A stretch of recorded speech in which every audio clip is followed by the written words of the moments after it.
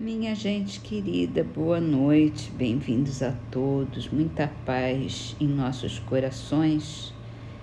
Vamos começar as nossas leituras com uma frase de Emmanuel, do livro Canteiro de Ideias, psicografado por Chico Xavier. Jesus, que era nosso divino mestre, escolheu a suprema renúncia para alcançar a ressurreição.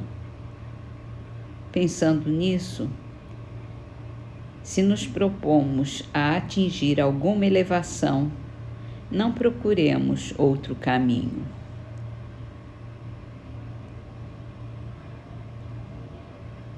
E a gente tem que se preparar realmente, que a renúncia é uma fase difícil na nossa vida.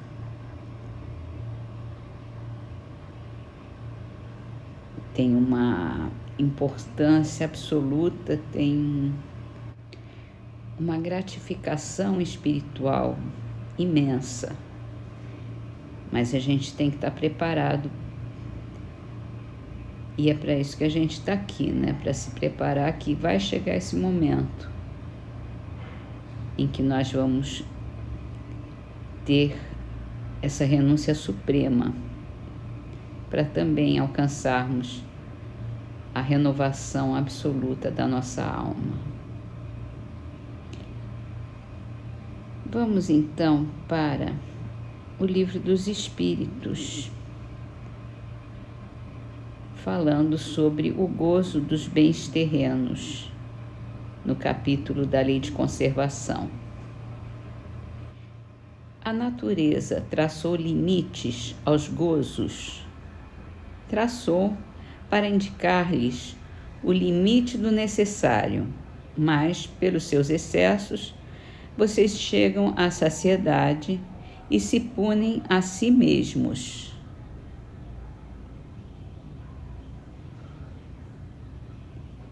É o nosso limite, que a gente sabe onde é que está o nosso limite. Às vezes, quando a gente ultrapassa, é que fica sabendo que passou do limite, mas em todos os aspectos da vida, a gente tem o necessário, limite certo. Passou dali, já começa a ser demais, em todos os sentidos, da alimentação, da diversão, do sexo, em tudo. É isso. Vamos então para o Evangelho segundo o Espiritismo. Abrindo ao acaso, caiu a lição: utilidade providencial da riqueza, provas da riqueza e da miséria.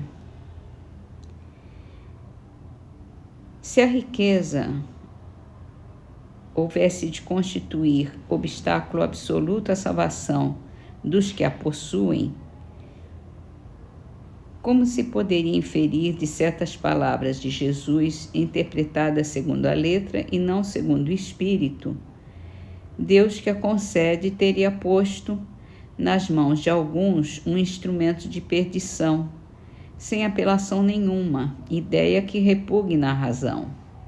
Sem dúvida, pelos arrastamentos aqui da causa, pelas tentações que gera, pela fascinação que exerce, a riqueza constitui uma prova muito arriscada, mais perigosa do que a miséria.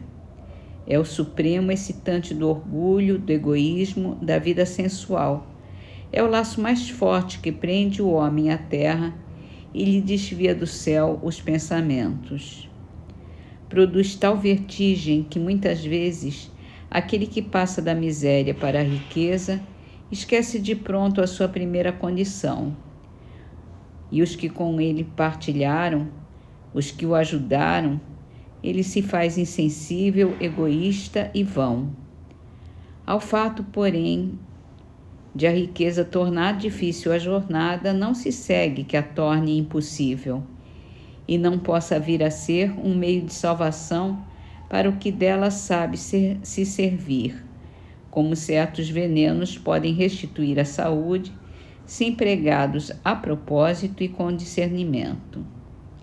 Quando Jesus disse ao moço que o inquiria sobre os meios de ganhar a vida eterna, desfaça-se de todos os seus bens e siga-me, não pretendeu, de certo, estabelecer como princípio absoluto que cada um deve se despojar do que possui e que a salvação só se obtém a esse preço, mas apenas mostrar que o apego aos bens terrenos é um obstáculo à salvação. Aquele moço, com efeito, se julgava quite, porque observara certos mandamentos, e, no entanto, recusava a ideia de abandonar os bens de que era dono.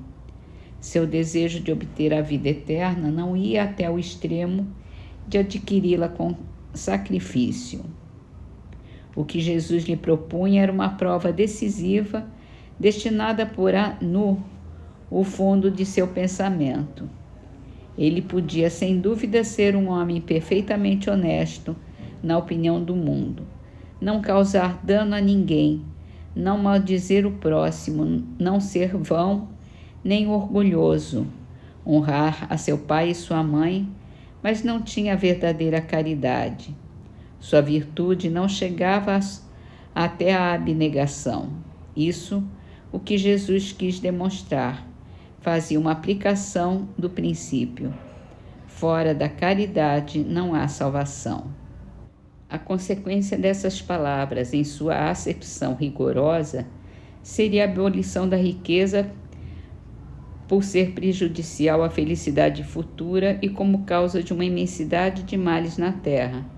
Além disso, seria a condenação do trabalho que a pode granjear, consequência absurda que reconduziria o homem à vida selvagem e por isso mesmo estaria em contradição com a lei do progresso, que é a lei de Deus.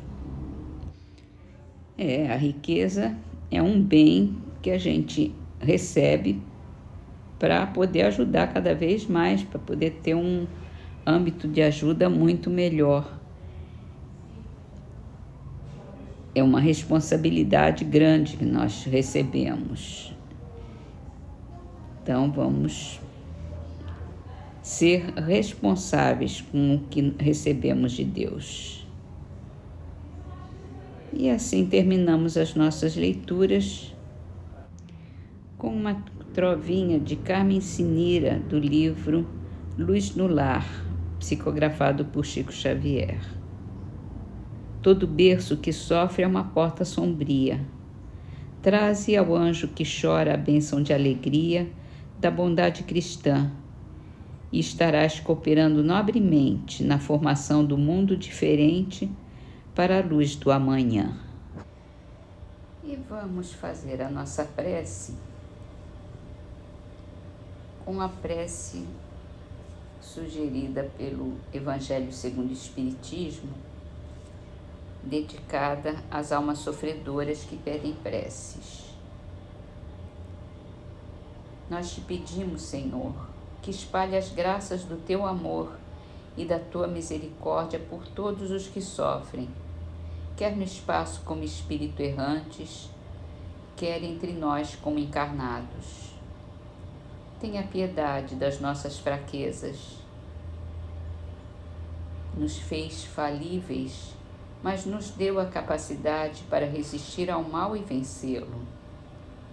Que a tua misericórdia se estenda sobre todos os que não têm conseguido resistir aos maus pendores e que ainda se deixam arrastar por maus caminhos.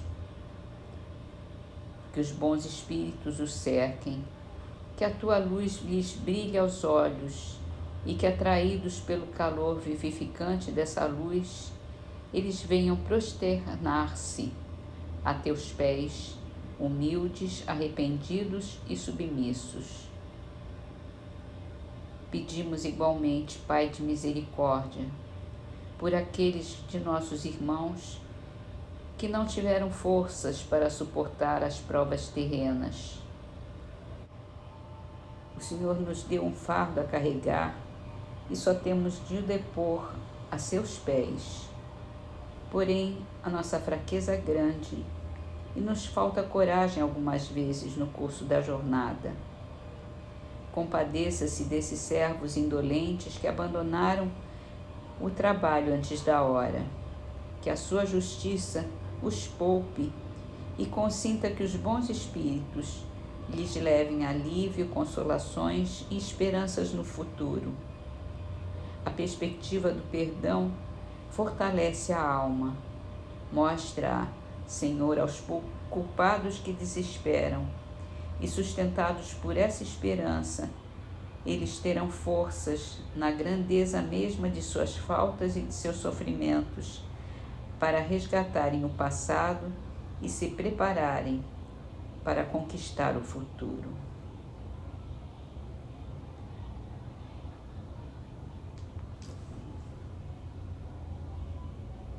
E com essas palavras, Senhor,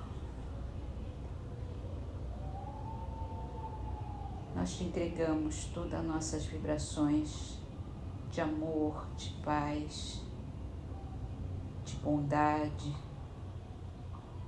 de esperança, para que cheguem em todos os corações de nossos irmãos desesperançados, desesperados e tristes, tão sofredores, que eles possam receber junto com todas as vibrações de amor que envolvem a nossa Terra, o nosso planeta, e que nos dá forças para prosseguir na nossa luta, no nosso empenho de fazer o bem, de nos tornarmos cada vez melhores e de estarmos com o coração aberto sempre para Ti, Senhor.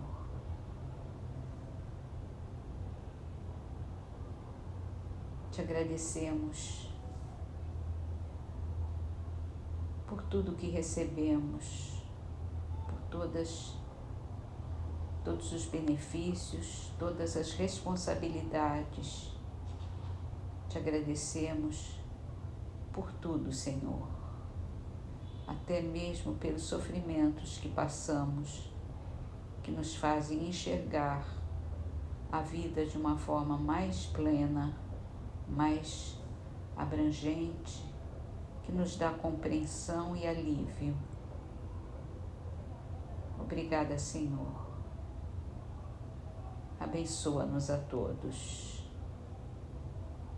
Que assim seja.